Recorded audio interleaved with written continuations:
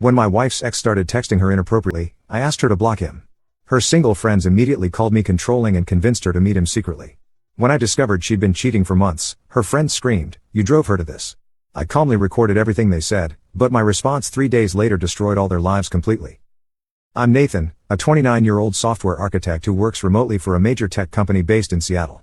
I've been married to Melody for 4 years, and we live in a beautiful craftsman house in Portland that I was able to buy thanks to my salary and the flexibility of remote work. Melody works as a yoga instructor at 3 different studios around the city, building a strong client base and genuinely loving what she does. Our relationship had always been built on trust and open communication. We met at a coffee shop where I was working on my laptop, and she was reading between her morning and afternoon classes. What attracted me to Melody wasn't just her beauty, but her groundedness and emotional intelligence. She seemed like someone who had her priorities straight and valued genuine connection over drama. For the first 3 years of our marriage, everything felt solid. We traveled together, supported each other's careers, and talked about starting a family soon. Melody's work schedule was flexible, and my remote position meant we spent more time together than most couples. I thought we had the kind of marriage other people envied. The problem started 8 months ago when Connor Mitchell, Melody's ex-boyfriend from college, moved back to Portland after a divorce. Connor had been out of the picture for nearly 6 years, living in Chicago and apparently building a successful career in commercial real estate.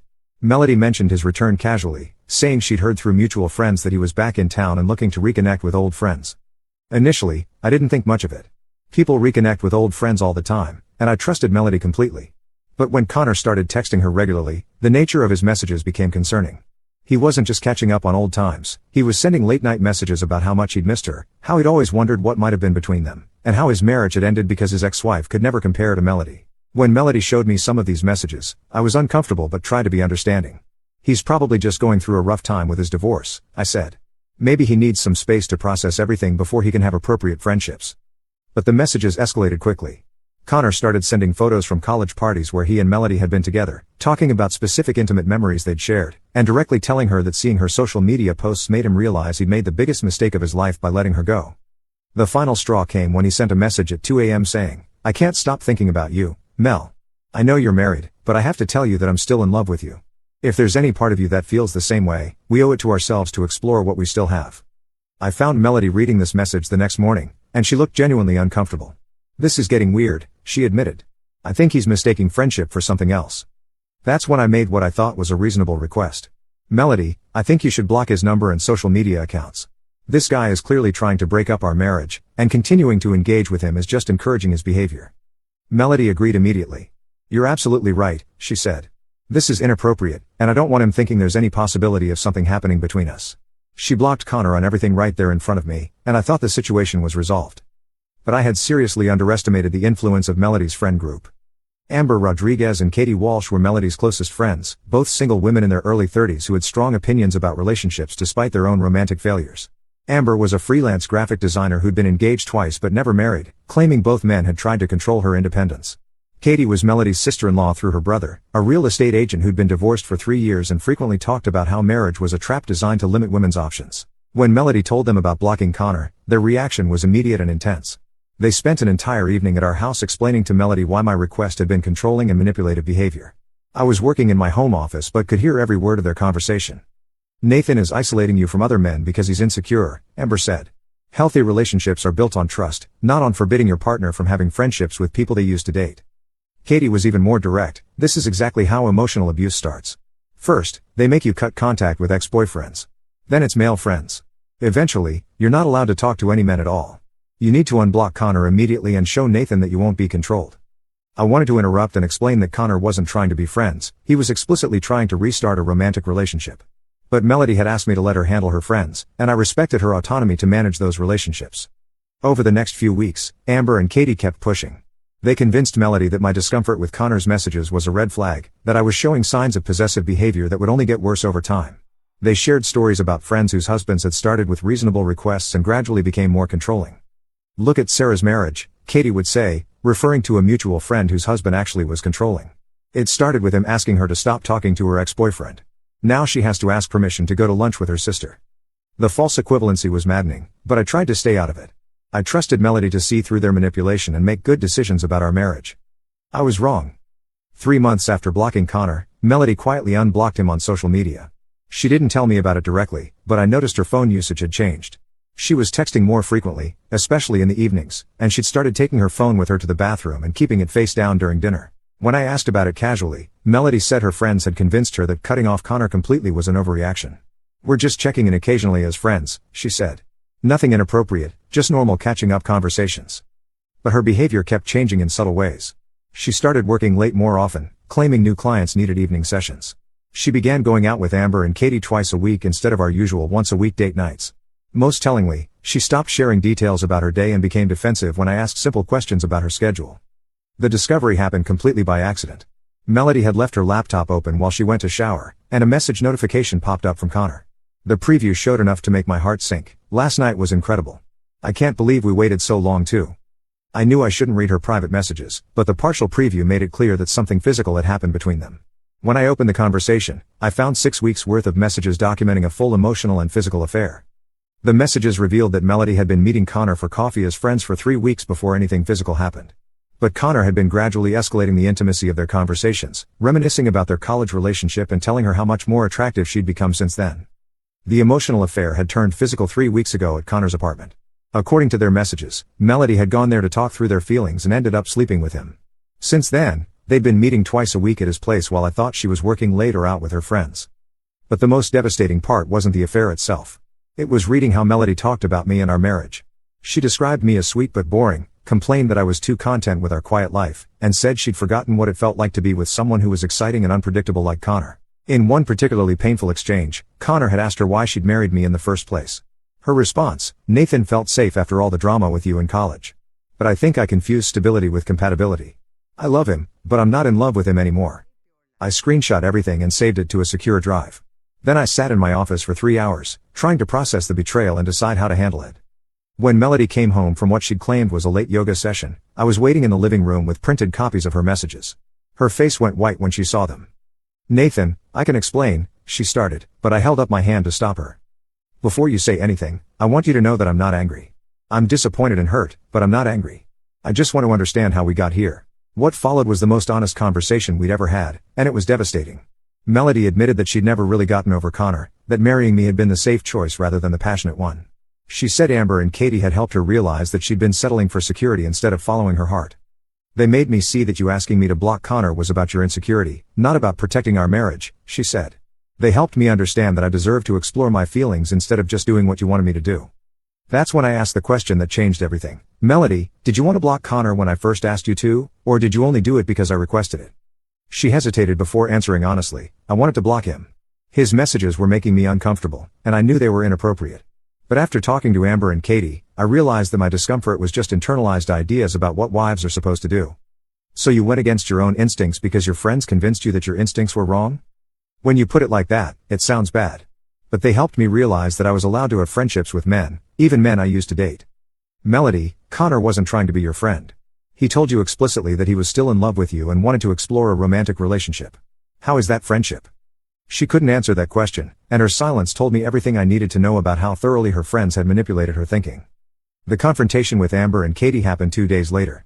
They came to the house for what Melody had told them was a support session to help her figure out how to handle my discovery of the affair. They had no idea that I'd asked Melody to invite them over so I could hear their perspective directly. When they arrived, I was sitting in the living room with my laptop open, the evidence of Melody's affair clearly visible on the screen. Their reaction was immediate and telling. "Nathan, how dare you violate Melody's privacy by reading her personal messages," Amber said before even asking what I'd discovered. "This is exactly the controlling behavior we warned you about," Katie added, looking at Melody. "He's trying to isolate you and make you feel guilty for having relationships outside your marriage." I let them talk for several minutes, listening to them explain how my reaction to discovering the affair was more problematic than the affair itself. According to them, I had driven Melody to cheat by being possessive and unrealistic about her ability to maintain friendships with other men. "You never should have made her cut contact with Connor in the first place," Katie said. "If you'd trusted your wife and let her handle the situation maturely, none of this would have happened." Amber was even more direct. "Real men don't try to isolate their wives from other men. The fact that you felt threatened by Connor says more about your insecurities than it does about Melody's loyalty." That's when I pulled out my phone and stopped the recording app I'd been running. "Thank you both for clarifying your positions," I said calmly. "I wanted to make sure I understood your perspective before I responded." The look of confusion on their faces was satisfying. They had no idea that I'd been documenting their attempts to justify and encourage Melody's infidelity. "Here's what's going to happen," I continued. I'm filing for divorce based on Melody's adultery, which is grounds for an at-fault divorce in Oregon. I have documented evidence of her affair, including messages where she explicitly states that you two encouraged her to reconnect with Connor against her own better judgment. Amber started to interrupt, but I held up my hand. I'm not finished. I've also documented your role in encouraging and justifying her infidelity. Amber, your graphic design contract with Mountain View Wellness Studio expires next month. They might be interested to know that you actively encouraged one of their yoga instructors to have an extramarital affair. Amber's face went pale. Mountain View was her biggest client, accounting for nearly 40% of her income. And Katie, since you're Melody's sister-in-law, I'm sure your brother Jason will be interested to hear how you convinced his sister to cheat on her husband. I'm also sure your real estate firm will be fascinated by your views on marriage and fidelity, especially since you market yourself as a family-oriented agent who understands the importance of home and stability. Both women tried to backtrack immediately, claiming they'd never encouraged Melody to cheat and that I was misrepresenting their conversations. But I had everything recorded, and their panicked responses only made them look more guilty.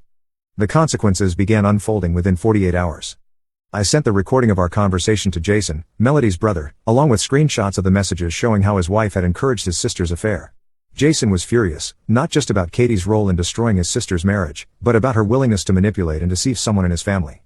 I married Katie because I thought she was loyal and trustworthy, he told me when he called. Finding out that she's been encouraging infidelity and then lying about it makes me question everything about her character.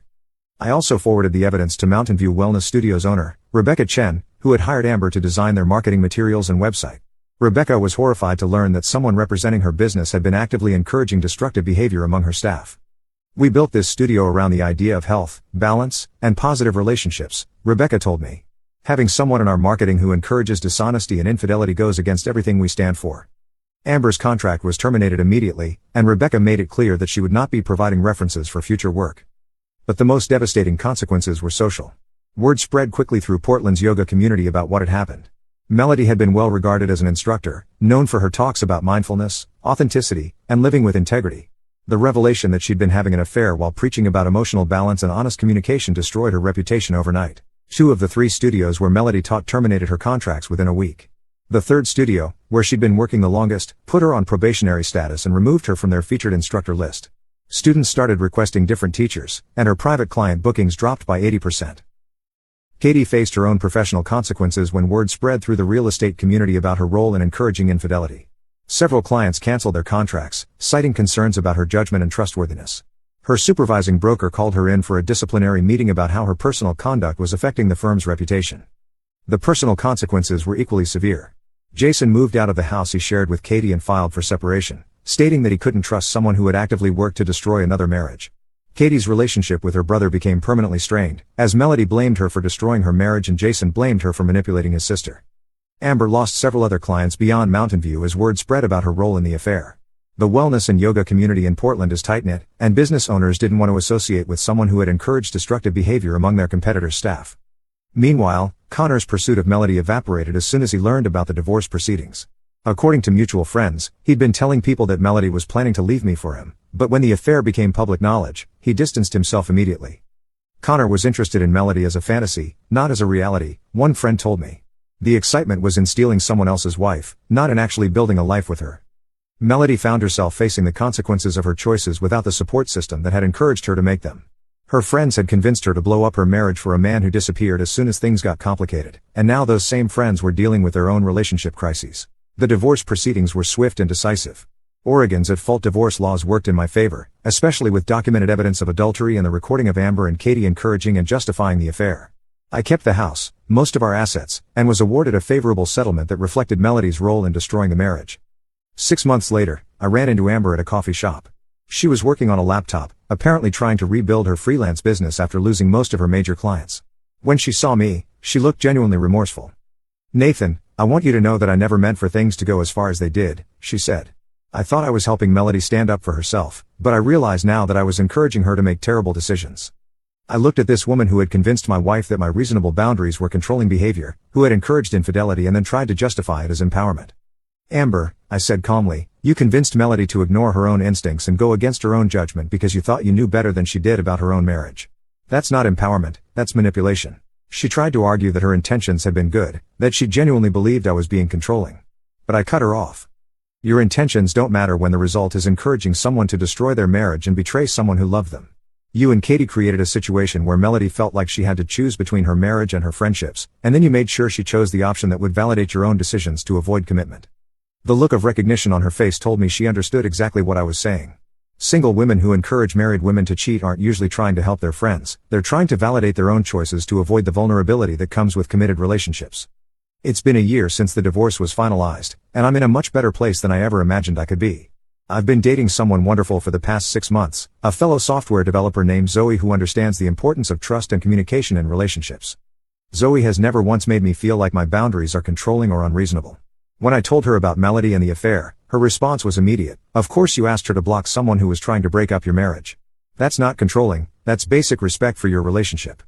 The difference between how Zoe talks about commitment and how Melody's friends talked about it has been eye-opening. Zoe sees relationships as partnerships where both people protect what they've built together, not as limitations on individual freedom that need to be constantly negotiated and challenged. I've learned something important about the difference between healthy independence and destructive influence in relationships. Good friends encourage you to communicate with your partner and work through problems together. Bad friends encourage you to hide things from your partner and make major decisions without considering the impact on your relationship. Melody's friends convinced her that protecting our marriage was a form of oppression, that maintaining appropriate boundaries with other men was a limitation on her autonomy. They framed infidelity as empowerment and betrayal as self-discovery. The truth is that Melody knew Connor's intentions weren't friendly, and she knew that maintaining contact with him was inappropriate. Her instincts were correct, but her friends convinced her that her instincts were wrong. They taught her to distrust her own judgment and prioritize their opinions over her own moral compass. Sometimes I wonder what would have happened if Amber and Katie had encouraged Melody to talk to me about her feelings instead of encouraging her to act on them secretly. What if they'd supported her marriage instead of undermining it? What if they'd helped her work through her confusion instead of encouraging her to embrace it? But those questions don't matter now. Melody made her choice to prioritize the opinions of friends who had never successfully maintained long-term relationships over the needs of a marriage that had been working well for both of us. The woman I'm with now has friends who celebrate our relationship and encourage her to communicate openly with me about any concerns or problems. That's what healthy friendship looks like in the context of committed relationships. And the friends who convinced my ex-wife to cheat? They're all facing the consequences of encouraging destructive behavior, learning that actions have results even when you're not the one directly responsible for them. Sometimes the people who claim to be helping you are actually using you to validate their own poor choices. Melody learned that lesson the hard way, but unfortunately, it was too late to save our marriage.